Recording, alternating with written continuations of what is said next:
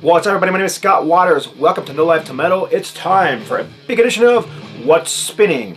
This edition of What's Spinning is going to be, well, just stuff I spun this week. I spun this week. Yeah, this is, I had some short days at work, so I was home early. Had a day off on Friday, so I sat at home and did some work on my computer and just enjoyed some music all day long while I was, working. So very cool. So let me just show you. I kind of was in a 70s mood, so I was listening to a lot of 70s rock. So this is going to be more rock than metal. Of course, a lot of the stuff I called metal back in the 70s too, so whatever you want to say about that. But this is Deep Purple's classic album, Fireball. Just one I hadn't spun in a while, so I pulled it out and gave it a spin. I mean, there's just not a bad song on here, in my opinion. Fireball, No No No, Strange Kind of Woman, which of course was a huge hit for the band. Anyone's Daughter, The Mule, Fools, and No One Came. Classic album from the Mach 2 era of Deep Purple. And this is actually, this listen was inspired by somebody's, that vinyl tag thing that's been going around. One of the questions that was asked is, show a blind buy, and another question asked is, show a discount bin buy. And this is both, and I was kind of thinking about the question one day while I was watching somebody's video, and Starcastle was one that I came upon. I found this at a Goodwill store for $1. Didn't know anything about this band, but I thought the cover art was really cool. I looked in the back, these guys kind of looked like, 70s rockers, so I picked it up, took it home, was shocked to how much I enjoyed this record, and ended up buying the entire catalog from these guys.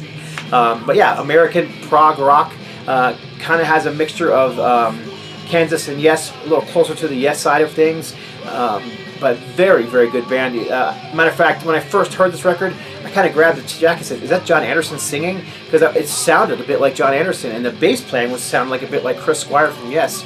So yeah, great band. So this would have been my pick if I would be doing that vinyl tag for my discount record and an album that I bought based just on the cover art alone. So Starcastle, Fountains of Light. I believe this was the band's second album. It was 1978 or so in this one, I think. 1977. Yeah, this one everybody's gonna know. This is Pink Floyd metal. Just a classic, a classic. I wanted to say American prog, but if that was the other band, a classic. How would you call this? I guess you could call it progressive rock, but it was kind of trippy as well. Had a kind of psychedelic feel to it. I've always loved metal. It's always been one of my favorite Pink Floyd albums. So yeah, I was just flipping through the stacks looking for something to play, and this one just popped out to me, so I gave it a listen. Side 2 is one song, Echoes, which I've always enjoyed that song, but this is just some great stuff on here. One of these days, I'm gonna cut you into little pieces. Yep, classic Floyd. And Seamus, of course, with the dogs barking and the howling in the song, and A Pillow of the Winds, Fearless, Sand Beds. Yeah, great record. This is actually, I can't remember, I've had this pressing for a long time. It's got a vintage feel with a little bit of wear on the cover, but the record's in great condition, and the cover is actually in really good condition too. Nobody has a copy exactly like mine. It's vintage. It's got a little bit of wear on it. It's got age, but it's an old record. Great stuff. This one was actually inspired. Actually, these next two were inspired by a VC member who is. I can't remember what his channel's called now. It was called 777, Metal Ron 777, but I think he's changed it since then. So anyhow, Metal Ron. And this first one, he had just picked up a copy, was asking me questions about it. And this is, Ted Nugent, which is no shock for most people know that I'm a huge Ted Nugent fan. If you can't lick 'em, lick 'em. This is the Atlantic Years that most people just don't like. But this is actually a very good, very underrated record, which is exactly what Metal Ron said. He said that the title track kind of has a feel like Stormtrooping, or that kind of epic feel that you felt on the very first Ted Nugent record. You kind of get that in here, and I agree. There's also Spread Your Wings, which is just a killer. I don't want to call it a ballad, almost a blues song from Nugent, and I love that song. The harder they come, the harder I get. Bite the Hand, that's the story of love. She drives me crazy. She drives me nuts. I mean, it's just a solid album from Nugent. Yeah, it's not Penetrator. Penetrator was a weird record for Nugent. It was him listening to the Atlantic Records telling him what to do. This was more of a Nugent record, and if you never heard this record and you like Ted Nugent's 70s stuff, give this one a chance. It's actually a very good album. Also, Metal Ron, for a completely different reason. Watching one of his videos, I think it was, I think it's a 77 release, so he was showing stuff that, what was it, I can't remember the name of the contest now, which contest he was doing, because there's several of them going around right now. But anyhow, he showed this record from 77. He was talking about how he doesn't like it that much because the band had fallen into disco. And I was like, what? I remember this just being a straightforward, great hard rock album. Got some mellow or more acoustic moments, but Naz has always had that, and has always had their heavier moments. That was one of the great things I loved about 70s metal. It wasn't confined. 70s hard rock and metal, they could go and have, the ballads. Even a band like Judas Priest, they had their ballads, and then you had your heavier stuff. It was all mixed together. You weren't like, like modern bands where they have to be all the time. That's one of the things I love about this. Anyhow, so I had to pull this out and give it a fresh spin because I hadn't spun it in a while. Yeah, there's no disco on here, man. If you're watching this, Metal Ron, you need to respin this record because there's not a bit of disco on this record. Blues, yeah. Hard rock, heck yeah. Bit of ballads, yeah, but there's nothing I would call disco-y. Gone Dead Train, Shoot Me Down, Kentucky Fried Blues, Busted, even the title track, Expect No Mercy. I mean, maybe you could say that the beat in that title track has a bit of a do do do do, but that's not disco in and of itself. It's just a straight beat. Yeah, Expect No Mercy. Killer cover, by the way, on this one too. I actually have two covers of this. The other one's hanging on the wall over there, signed by the complete original band, which is that one's gold to me. So yeah, this is a U.S. pressing on A&M Records. Also, was revisiting some of the Canadian bands I discovered in the last few years. Pulled out the very first Trooper. Now, this was Brother Greeno who turned me onto this band. He actually sent me, it was kind of a beat-up copy, and he told me it was. He goes, check it out and see if you like it. And sure enough, I loved it. This is Trooper, Canadian. I'd call them kind of a hard pop rock band, kind of like Cheap Trick. But on here, they were just more straightforward hard rock. They weren't really doing the whole power pop thing quite as much as they would on follow-up records. If you like 70s hard and heavy, this is actually a very good album. The very first album from Trooper. Again, just revisiting some of the Canadian stuff I discovered over the last few years. Same with this one. This is Gatto's live album, Best Seat in the House. Very rock and roll cover going on there. It's either a butt shot or a crotch shot, right?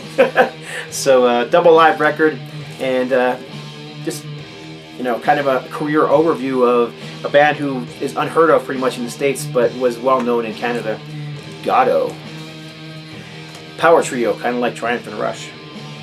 Another Canadian band. This is one that I really enjoyed, and I think this was actually 77 or so as well. It might have been 78, but this is Hounds Unleashed. Kind of looks like a punk cover. It's not. This is just fantastic hard rock. Bit of a pop flair, like that first Trooper record, but you say pop and you tend to think of all this modern garbage. It's not that. When I say pop, I'm talking more like it just has hooks, like a Cheap Trick thing, or Angel. It has those hooks that grab you, but it's still hard rock. It's not, garbage. Anyhow, Hounds Unleashed. I think it was 77. Nope, 78. Close. Very good Canadian hard rock band. Check it out. Two more here. One I only spun once, and I had just put it away, and didn't really. I couldn't even. Before listening to it again, I couldn't even tell you anything about it. So I'm not even sure I actually ever showed this record. This is a U.S. band called Oklahoma. Oklahoma. Anyhow, they are a southern rock band, more along the lines of, say, the Outlaws than like Blackfoot or Molly Hatchet. Bit of Skynyrd, of course. Every southern rock band's got to be compared a little bit to Skynyrd, but yeah, just solid American rock and roll with a southern tinge. Really enjoyed it. I don't know much about this band. Someone sent me this as a VCLT, and it's good stuff. It's funny because when he sent it to me, it was brand new, sealed. So this thing is, with the exception of the punch hole, because this is a promo pressing, I believe. This thing is mint, and it sounded great. Mix of electric guitars, acoustic guitars. Not, like I said, not real heavy, not like a Blackfoot or a Molly Hatchet. More like along the lines of the Outlaws, Pure Prairie League and stuff like that. Oklahoma. And the last one, again, this is not only inspired by somebody in the VC, but this was given to me by Aaron, the Metal Theologian. Hadn't spun this one in a while, so I pulled it out, the Edgar Broughton Band. This is kind of trippy, a bit folksy at times, rock and roll from the 70s. Yeah, I mean, I'd just basically call it progressive rock. You know, very proggy, but at the same time, it's like, it's all over the map, you know. They got these parts that are, I don't know, I just describe them as acoustic or folksy, and then other parts that are kind of more dark and heavy. Obviously, the cover art is pretty dark. On the EMI label, same label Pink Floyd was on, among other bands. Here's the gatefold with a shot of the band on the inside. And there's the outer cover. Yeah, good stuff. A band I had not even heard of before Metal Theologian.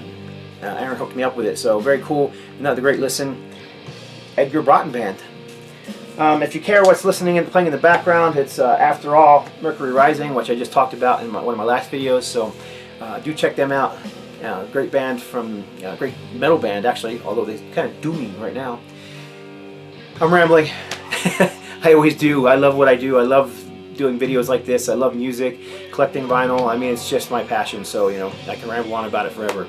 So that's it. I'll let y'all fly. So appreciate you watching. Leave a message below. As usual, I always respond. Love talking to you guys. Got some announcements coming up in the future that I'm hoping will fall into place. But until that time, God bless. Stay strong.